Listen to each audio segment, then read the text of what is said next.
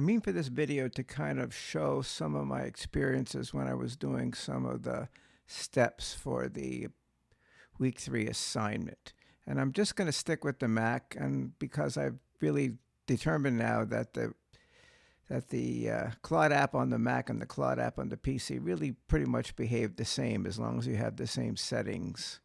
And again, just to remind everybody, the main setting that you want to make sure is on is that the capabilities checkmark for code execution is off, and then that should mean that the artifacts execution is off. And again, this is something that I'm having to do now with Arduino files not being presented properly as code. It used to work differently a few weeks ago, and then now, again, I think I mentioned this, things have changed.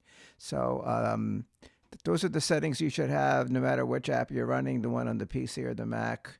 And in fact, I have two projects that I have been working with. One is to do the steps of the week 3 assignment, and then another one is to start with the same context files for the EEC, but then give it a code file. In fact, it's the weather station code file that was in the attachments to the assignment. Give it that file and then ask it directly to make changes on that file. So I don't know that I'm going to do all of the things involved in these projects, but I'm going to at least do some of them. So let me click on this project. And I guess I want the chat for this project, which is that chat. There I am. So again, I've uploaded these two files, and the way you upload those files is you click in the beginning of your interaction, you click on the plus sign here, and then you find where you've saved these attachments. This is the summary version 2, and this is the JSON fax file. There is no new version of that, so that's the same. So once you upload that, clicking the upload arrow, then you'll get something like this. May not be exactly the same as what I'm seeing here for my interaction, but it should be very much similar. So it tells you what it understands about hardware, what it understands about key features, and then it offers to help us with generating content to play around with this particular board. Now I've changed plans from Wednesday's class. I'm now in a free plan again rather than the Claude Pro plan. That I want to make sure that my experience and your student experiences should be the same thing. So that's the startup. And then this is the sketch that I'm suggesting that we start with. Actually, go get that sketch. It's in the assignment. And you can cut and paste right out of the assignment here just by selecting text. You don't even have to, copy it to a text editor. You can select it right off of there. And then you type it into the reply window. And then once it's in the reply window, then you would click the execute, the up arrow to say to do that sketch. So I've done that already. And then it comes back with this response. Here is an Arduino sketch that simulates a traffic light pattern using the EEC's bottom red, yellow, and bottom green LEDs. And then it gives you the code that it's generated kind of formatted as a C++ file. That's why it calls this CPP.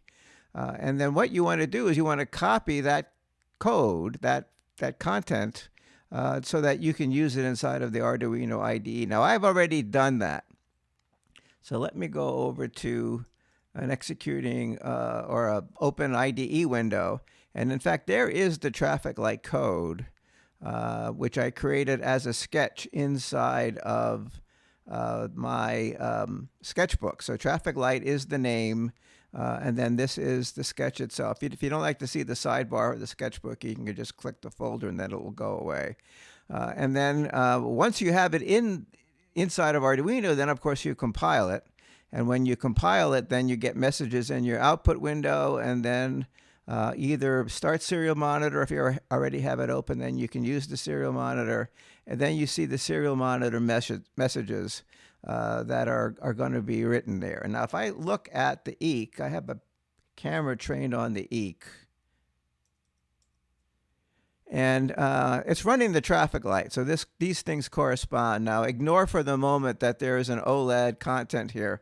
I had been running the weather station previously that I had generated, and unless you unplug power from the ESP32, leftover data from the OLED, it remains on there. It doesn't get erased until power is disconnected from the ESP32, which is the Adafruit Feather. So we'll come back to the wire connections. I still have the DHT11 device actually connected as well. So that shows the traffic light running. And if I go back briefly to the assignment, then that's really all you have to do. You may get an improper sequence of lights. Now, it could be red, then green, then yellow, or else it could be green, then yellow, then red. What's the very first color you see in the simulator really doesn't matter. But you don't want to have yellow in the wrong order. It's like red, yellow, green would be wrong, because in the U.S., traffic lights show the caution as you move from green into red. You don't see the caution when you're moving from red into green. So if you have to change it, this is a suggestion that you can use as an alternate prompt. And I normally do get serial monitor messages, but at one point I thought I saw that serial monitor messages were no longer being generated. And so if you add that advice into the prompt, also print the traffic light changes to the serial monitor, then it'll be sure that the code that you generate will do the right thing. So now I'm going to move on to the next part of the assignment, which is the DHT11 sensor. So again, I'm giving you a prompt, and the prompt allows you to generate code for running with the DHT11. I suggest that you go and get the sample sketch that's attached to the assignment. It might be attached to the Week3 instead. And then unzip that inside of your sketchbook and then run it first. You need the DHT11 sensor library by Adafruit. If you just search in the library manager for DHT11 space Adafruit, then you'll find that one. And then you want to make sure that you install version 1.4.6. So let's go back to Claude, because that was the next thing that I did. In fact, whenever Claude generates something, it explains what it did. So it's always very, very helpful for us to look at what the content is that adorns what the generated code was. So it says what I did to set things up, how the loop is running, what the constants for how long each light is on, what they're called. And then it says maybe you want to add switch integration to manual control the light changes.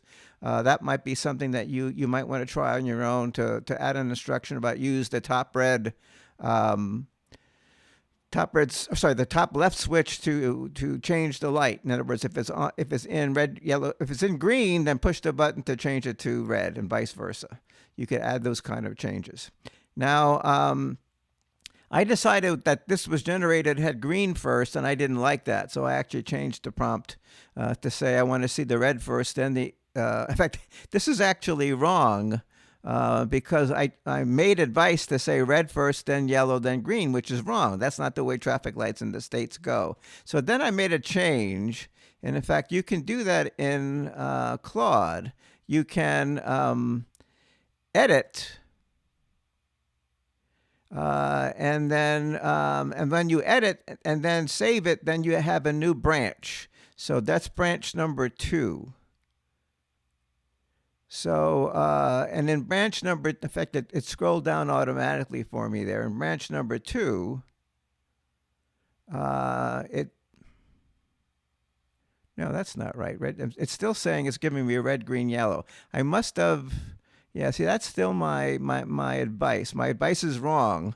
I must have had a brain fart or something when I was doing this initially. So it's not red first, it's not red, green, yellow. It needs to be green, yellow, red, and then if it's going to do red first, that has to be green, then red, then yellow. So maybe you want to do things the right way rather than the wrong way, and rather than for me to stop the video, I'm going to let this keep on going. And in fact, this was the end of the second branch and the second branch still had things wrong. So I'm gonna revert to the first branch. So 2 out of 2 is what it says here.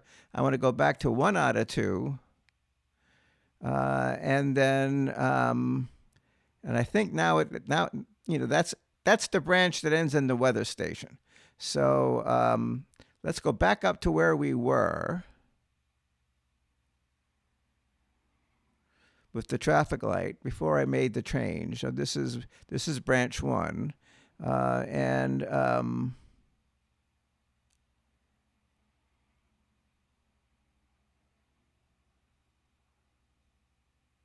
in fact, this is the code that has the. I had the advice for the sketch wrong in both cases here, so I'm gonna let it go because maybe it's a good idea to expose my mistakes. So it's implementing what I told it to do: red, then yellow, then green, and of course that's not right. It needs to be red, then green, then yellow, and that was my mistake. This timing stayed the same, and then now I go off and do the second of the prompt examples inside of the assignment. So let's go back to the assignment on Blackboard. And then it says, I have a DHT11, so and so and so and so.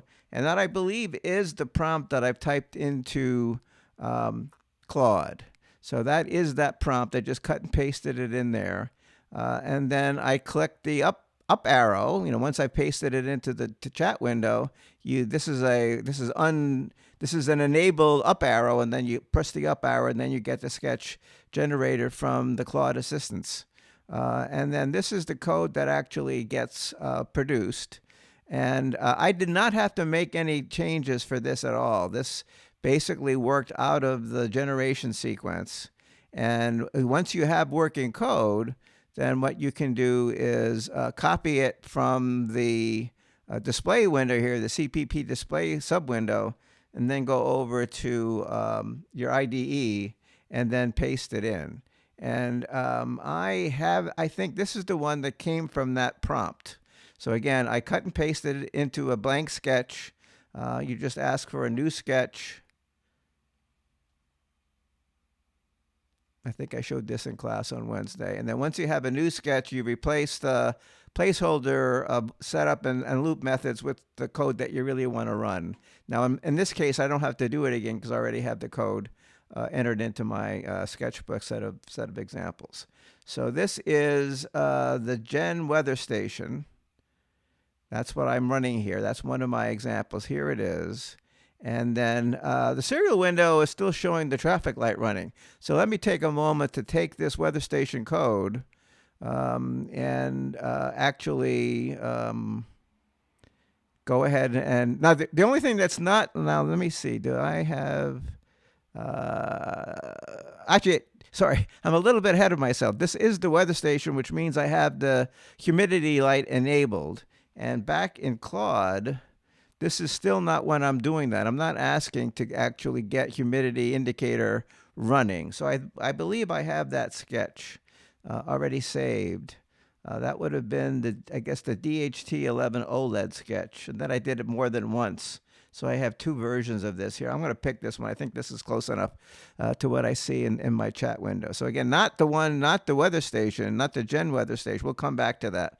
But the DHT11.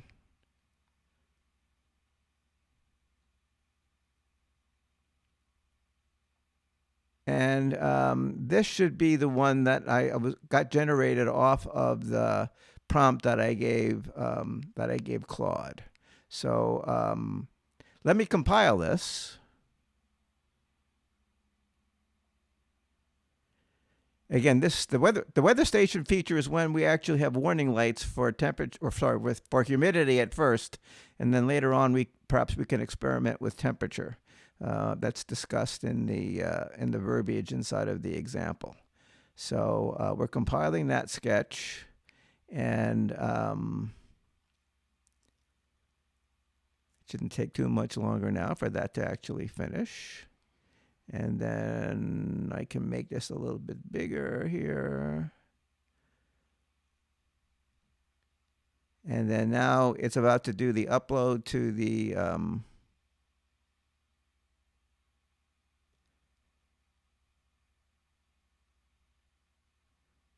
I'm trying to make this a little bit bigger if I can. Well, there it is. At least we're seeing the code generation happening right now. Code uploading generating happening right now. Let me clear the serial monitor with this little icon, and then we have temperature colon a value and humidity colon a value, and that should now, if I go back to the camera view, then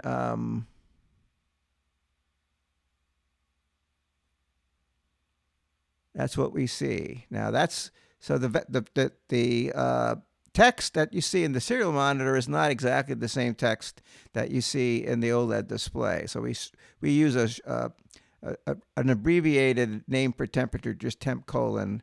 Although I think we still use the full humidity, and then we see the value in percentage. And I didn't bother changing it to Fahrenheit, so this is coming out as 20.2 degrees. And then this changes, over time. Now, the next thing I want to do is go back to my Claude. And this is the last part of the demo. I won't do the extra credit per se, but I want to at least get into the next part of the demo.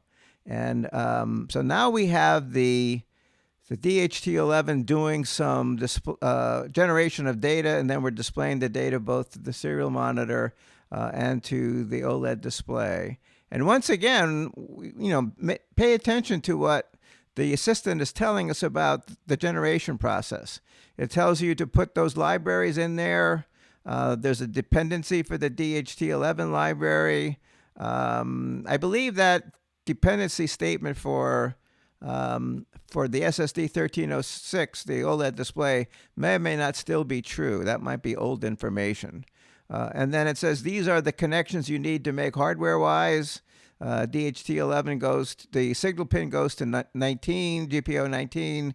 The plus pin goes to the voltage pin on the ESP32, and the GND or minus side of the DHT11 goes to ground. So if I go back to the display, the camera, then you can kind of see the three colors here.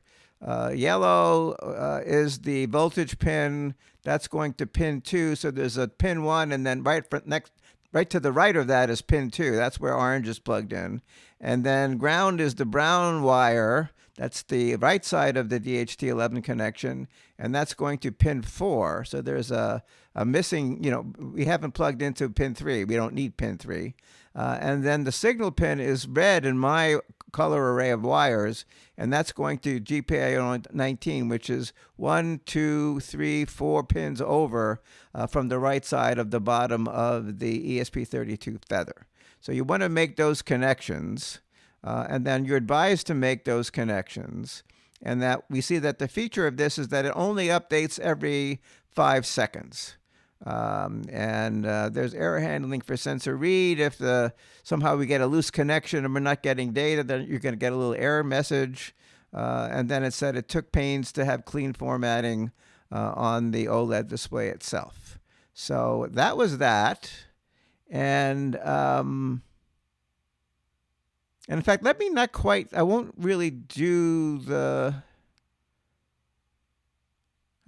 next sequence here. Instead, I'm going to go to my other project.